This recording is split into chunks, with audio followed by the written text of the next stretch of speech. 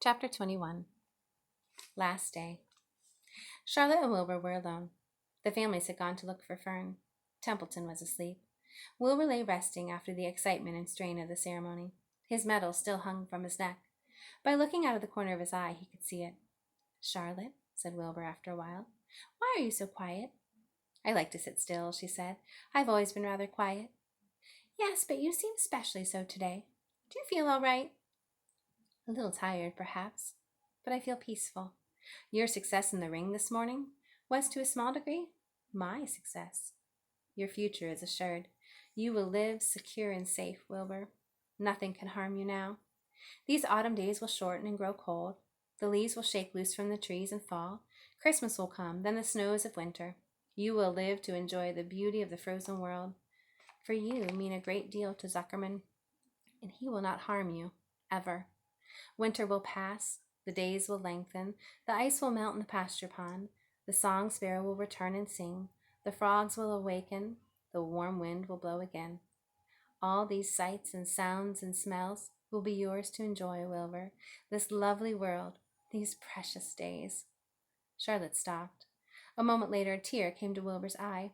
"Oh, Charlotte," he said, "to think that when I first met you I thought you were cruel and bloodthirsty." When he recovered from his emotion, he spoke again. "Why did you do all of this for me?" he said. "I don't deserve it. I've never done anything for you." "You've been my friend," replied Charlotte. "That in itself is a tremendous thing. I wove my webs for you because I liked you.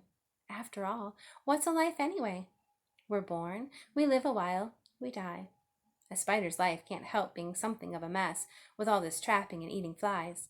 By helping you, perhaps I was trying to lift my life up a trifle. Heaven knows anyone's life can stand a little of that." "Well," said Wilbur, "I'm no good at making speeches. I haven't got your gift for words. But you saved my life, Charlotte, and I would gladly give my life for you. I really would." "I'm sure you would, and I thank you for your generous sentiments." "Charlotte," said Wilbur, "we're all going home today. The fair is almost over. Won't it be wonderful to be back in the barn cellar again with the sheep and the geese? Aren't you anxious to get home?" For a moment Charlotte said nothing. Then she spoke in a voice so low Wilbur could hardly hear the words. "I will not be going back to the barn," she said. Wilbur leapt to his feet. "Not going back?" he cried. "Charlotte, what are you talking about?" "I'm done for," she replied. "In a day or two I'll be dead. I haven't strength enough to climb down into the crate.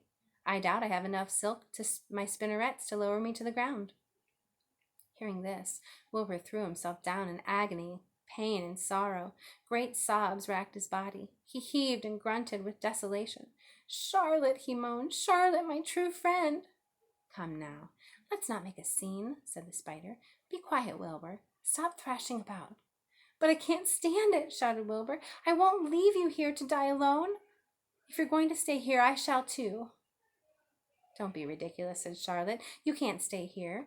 Zuckerman and Lurvy and John Arable and the others will be back any minute now, and they'll shove you into the crate and away you'll go.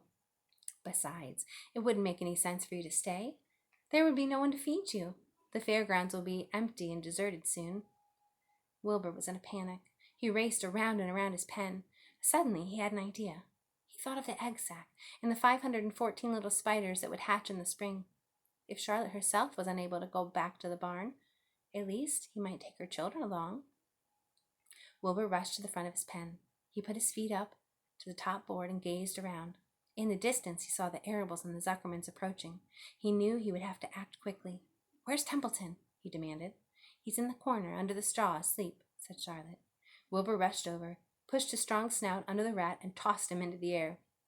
"Templeton!" screamed Wilbur. "Pay attention!" The rat, surprised out of his sleep, looked first dazed, then disgusted. "What kind of monkey shine is this?" he growled. "Can't a rat catch a wink of sleep without being rudely popped into the air?" "Listen to me," cried Wilbur. "Charlotte is very ill. She only has a short time to live. She cannot accompany us home because of her condition. Therefore, it is absolutely necessary that I take her egg sack with me. I can't reach it, and I can't climb. You're the only one that can get it. There's not 1 second to be lost. The people are coming. They'll be here in no time. Please, please, please, Templeton, climb up and get the egg sack." The rat yawned. He straightened his whiskers. Then he looked up at the egg sack. So, he said in disgust. So it's old Templeton the rescue again, is it? Templeton, do this. Templeton, do that. Templeton, please run down to the dump and get me a magazine clipping. Templeton, please lend me a piece of string so I can spin a web. Oh, hurry, said Wilbur. Hurry up, Templeton. But the rat was in no hurry. He began imitating Wilbur's voice. So it's, hurry up, Templeton, is it? Ho, ho. And what thanks do I ever get for these services? I would like to know. Never a kind word for old Templeton. Only abuse and wisecracks and side remarks. Never a kind word for a rat. Templeton, said Wilbur in desperation, if you don't stop talking and get busy, all will be lost, and I will die of a broken heart. Please climb up. Templeton lay back in the straw. Lazily, he placed his forepaws behind his head and crossed his knees in an attitude of complete relaxation. Die of a broken heart, he mimicked. How touching. My. I notice it isn't always me I notice that it's always me you come to when in trouble. But I've never heard of anyone's heart breaking on my account. Oh, no. Who cares anything about old Templeton? Get up, screamed Wilbur. Stop acting like a spoiled child. Templeton grinned and lay still. Who made trip after trip to the dump? He asked. Why, it was old Templeton. Who saved Charlotte's life by scaring that arable boy away with a rotten goose egg? Bless my soul, I bet it was old Templeton. Who bit your tail and got you back on your feet this morning after you fainted in front of the crowd? Old Templeton. Has it ever occurred to you that I'm sick of running errands and doing favors? What do you think I am, anyway? A rat of all work?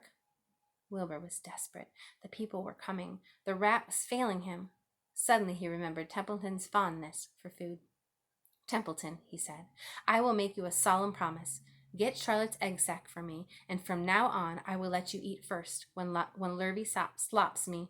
I will let you have your choice of everything in the trough, and I won't touch a thing until you're through. The rat sat up. You mean that? He said. I promise. I cross my heart. All right. It's a deal, said the rat. He walked to the wall and started to climb. His stomach was still swollen from last night's gorge. Groaning and complaining, he pulled himself slowly to the ceiling. He crept along until he reached the egg sack. Charlotte moved aside for him. She was dying, but she still had strength enough to move a little. Then Templeton bared his long, ugly teeth and began snipping the threads that fastened the egg sack to the ceiling. Wilbur watched from below.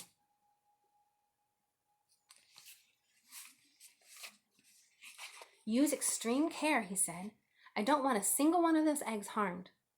This stuff sticks in my mouth, complained the rat. It's worse than caramel candy. But Templeton worked away at the job and managed to cut the sack adrift and carry it to the ground, where he dropped it in front of Wilbur. Wilbur heaved a great sigh of relief. Thank you, Templeton, he said. I will never forget this as long as I live. Neither will I, said the rat, picking his teeth. I feel as though I've eaten a spool of thread. Well, home we go. Templeton crept into the crate and buried himself in the straw. He got out of sight just in time. Lurvy and John Arable and Mr. Zuckerman came along that moment, followed by Mrs. Arable and Mrs. Zuckerman and Avery and Fern. Wilbur had already decided how he would carry the sack. There was only one possible way. He carefully took the little bundle in his mouth and held it there on top of his tongue. He remembered what Charlotte had told him, that the sack was waterproof and strong. It felt funny on his tongue and made him drool a little, and of course he couldn't say anything. But as he was being shoved into the crate, he looked up at Charlotte and gave her a wink.